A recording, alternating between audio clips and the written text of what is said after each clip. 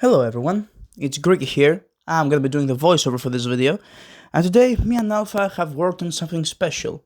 Today we're gonna talk about Rabbit Sunrise, the story of Azusa Sawa, an incredible doujinshi which explains the backstory of Rabbit Team's commander. Well, let's get into it quickly, shall we? Of course, I don't need to explain what Azusa is. I'm 100% sure everybody knows who she is, and if you don't know, then I don't know, go learn about her anyways. Let's get right into it. The story begins with Azusa asking a question. Just what kind of person she is.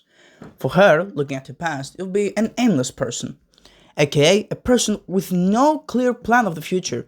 She doesn't know what she wants to be, what she wants to do, what would be a thing that she would like to do. Essentially, she's like kind of a chud, I guess, so very fucking relatable. I also don't know shit like this, so she's literally me. Anyways, we then move on into a flashback of her in elementary school. Consider the fact that she's around 15 to 16, that's probably in the early 2000s or something like that. But what we see is her writing for her dream for the future. But she doesn't. Her hand just stops. She doesn't know what to do. So she asks a classmate of what she will do for the future, and that is open a flower shop. And says that she should do it too. So Azusa writes down that she wants to open a flower shop. But of course, that doesn't have the same value as saying that you want to do something actually from the bottom of your heart. She just says so because she has no idea what she wants to do in the future.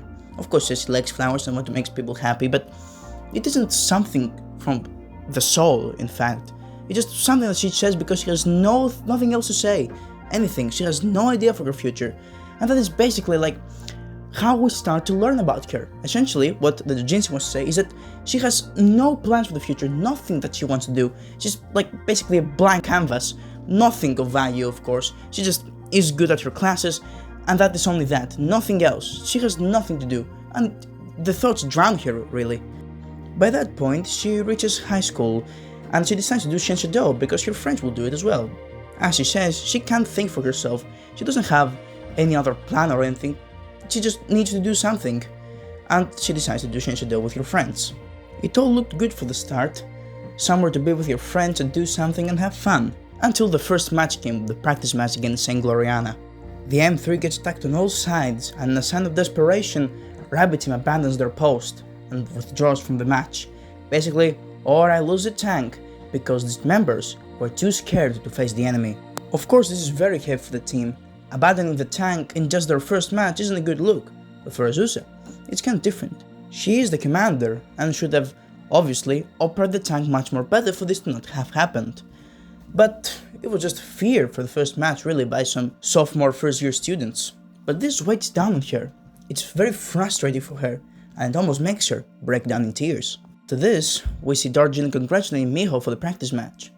But they don't return to the ship as fast. Instead, Darjeeling has one more meeting to arrange. We see Rabbit Team sitting on a bench far outside the battlefield. They're all too tired and exhausted from the fight, and very disappointed. Most of them feel like that Shenshado isn't the way to go. But Azusa tries to judge otherwise, but before that happens, Darjeeling arrives on the scene. They're shocked to see her come and talk to them, but of course, they're still the only difficult feelings after that match. It was their first time, and they say that of course. Standing that the first match was difficult, Darjeeling asks them, does that make them change their opinion on tanks? But before they say something, she decides that she wants to show them something. Darjeeling, Peggy, and the Rabbit Team move up to check a big screen in which a highlight reel of today's match is playing. In it, we see Miho's last stance against Saint Gloriana. Azusa notes of this and says that despite the fact that Miho was a good person, she was kinda unreliable in her eyes, but this clip alone changed her entire thoughts on her commander. The clip is too much for disappointed Azusa, and with the fact that other emotions are slowly showing up, like sadness, maybe envy as well, she breaks down in tears. She tried to keep it together, but she couldn't anymore, and the tears just overflowed by themselves. But her team tries their best to comfort her, but to no avail. She feels a lot of emotions: remorse, regret, misery, shame, envy, yearning, admiration, aspiration, self-hatred, gratitude. Everything, especially but for the yearning. I believe that she feels like she yearns for that experience. She yearns to be like Commander Nishizumi at this point, an admiration for her commander, but also shame and misery because of her mistakes that led up to this her team.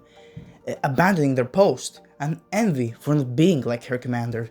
Darjeeling also says the following: the game only begins after you lose. It is only when one is made aware of their weakness that one's growth truly starts. Essentially, she's saying that now that she understands her mistake, it's found the time to start growing after this and become a better person. And then, of course, Darjeeling hits Azusa with a question that started it all: what do you aspire to become in the future? We then see Azusa asking Miho the following: what's so good about Shadow? Miho explained that she did a mistake some time ago, and she distanced herself from tanks for a while.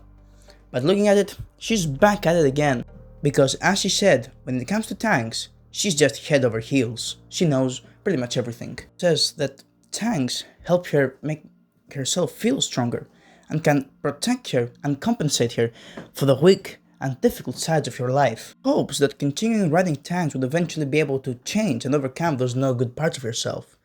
And she sees them as something extra that could support ourselves, our hearts, our life, and make us feel better and stronger. The flashback ends and we return to the present. We see Azusa wiping off the tears in her eyes, and she gets up to say something. Now excuse me that I'm gonna say it, but I will. If you don't want to, please keep ahead. Alright, Girls Academy, first year, Sawa Azusa. My goal is to become useful to my team and be a tank commander that never runs away from battle, one that's strong enough to protect all of your comrades. And my dream is to become a brave, kind and cool commander, just like Captain Ishizumi. All of this segment with Darjeeling basically awakens Azusa.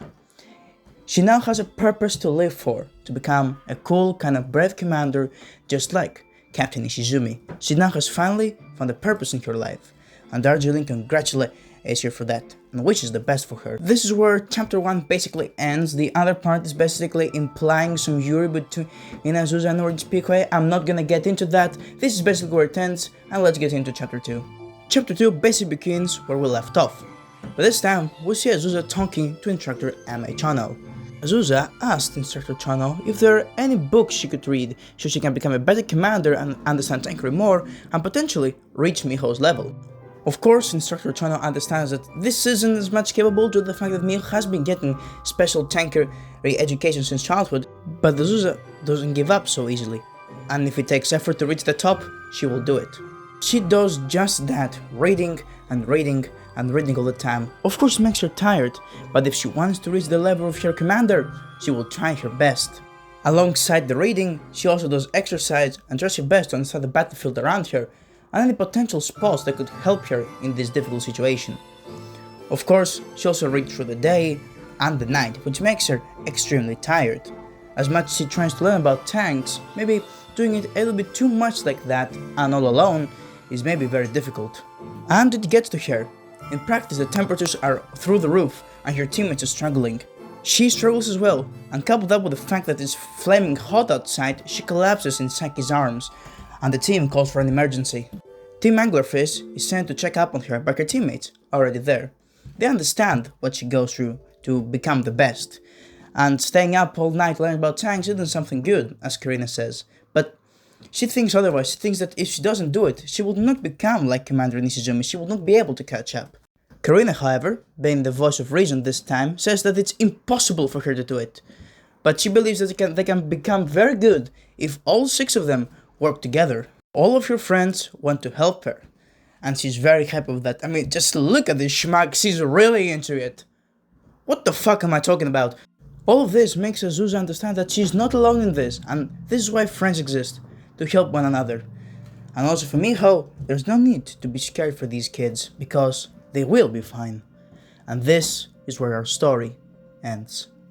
Overall, in the opinion of both of me and Alpha, Rabbit Sunrise is an amazing doujinshi to explain the backstory of a character that doesn't get as much attention as she deserves.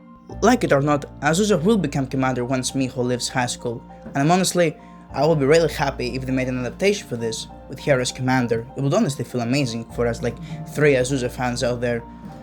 Anyways, the doujinshi itself is amazing, in fact. It sets up her backstory very good, I have to say, very decently, to say the least. Like, it makes her a person that doesn't know what to do with life, and just use this origin as a stopgap and tries to only be with her friends.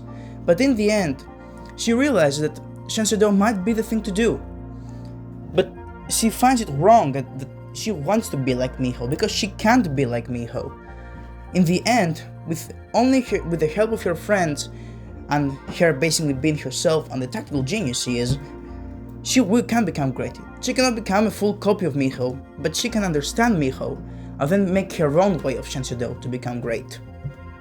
Because she can become great, and I honestly believe that, and a lot of others as well. Anyways, that was all from me, and from Alpha who's gonna upload this video. I am Greeky, and thank you for joining my voiceover and this video. See you in the next one.